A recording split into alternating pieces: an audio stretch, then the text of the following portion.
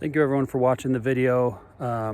My son woke up from his nap right before the talking portion of the video, so that's why I'm outside hanging out with my son while he goes for a walk in the woods. He'll be fine. It's Montana, it's very safe. Anyway, so that was the Gibson J-200 1957 Historic Series. It's a mouthful. There's a lot of words there. And I'm not sure if those, I don't think that was the right order, but you know which one I'm talking about.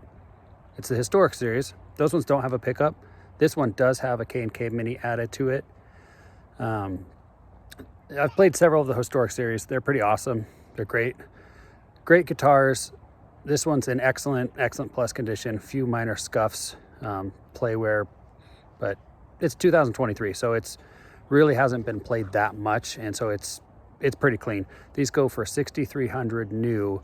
I'm going to list mine at like $4,500 and go from there. We'll see what happens. I'm always up for trades or whatever if people want to trade, if it's something that I haven't tried, just so I can take a video of it. So some thoughts on the guitar are, I think the J200s, for one, I love J200s.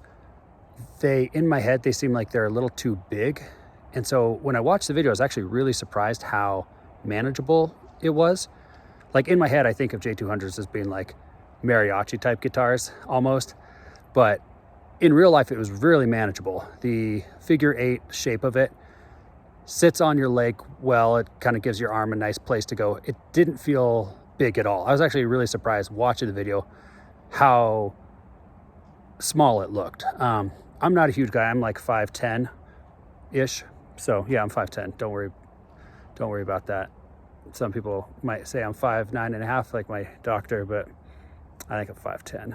Anyway, so point is, I'm not a huge guy, and that was very comfortable to play. I'll have to play it standing up to see how it compares standing up. But as far as sitting down, I thought it was really comfortable and played really nice. I think of J200s as kind of like the Cadillac of acoustic guitars. It's like luxurious, but still practical. And I don't know if Cadillac is that at all. I'm not really a car expert or know anything about it. But when I think of Cadillac, I think they're pretty luxurious. But this one, the J200s don't have a bunch of like frivolous stuff. They do have the ornate pick guard, the inlays, the mustache bridge. They're very beautiful guitars. But it's not like just a whole bunch of like over the top inlay, I don't think. I think it's very classy looking, but just extremely nice guitar. Everything about it feels great. The maple back and sides look really good. The thermally aged top makes it sound kind of old right out of the gate. It's pretty open for being a maple guitar. Those tend to take a little bit to open up, but I think this one is pretty open already. I think The Historic Series, generally, they try to make them a little more open right out of the box than like a standard series guitar. So I think the voicing's great. It's kind of like another comparison I think would be like the grand piano of guitars, of acoustic guitars. Like there's just a lot of overtones and a lot of stuff going on when you strum, whether you're strumming light or hard. Even finger picking sounds really good. So overall, I'm very, very impressed with the sound, and I wasn't nearly as turned off by the size as I thought I would be. So it's really making me question, you know, like, oh, maybe this is the guitar for me, which is a common problem. I do that a lot. I buy and sell guitars, and I'm always like trying to find my favorite one. And right now it's my Martin D18S, the Sinker Mahogany 12 fret. It's just such a great guitar. I don't know if this one will beat out that one for like my favorite overall guitar, but I'm very impressed with it. I think it's a great sounding guitar, great playing. Definitely a different sound from the Martin. I'll do a comparison video.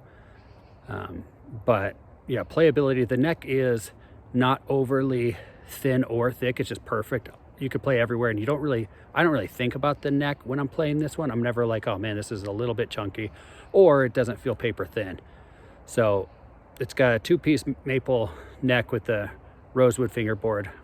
I don't know if you care about all that. You could look up the specs for the Historic Series 1957 J200 if you'd like. 25.5 inch scale length. Those are kind of the big ones. 1.724 inch nut width. So yeah, but overall, excellent guitar. I'll be selling mine. If you would like to get it or trade me for something, you're welcome to. But thank you so much for watching the video. I really appreciate it, and hope you all have a good day. Let me know if you have questions about it too, because I can answer those. Maybe I'll give you an opinion. I don't know if it'll be the right answer, but I'll try. All right, thanks everyone.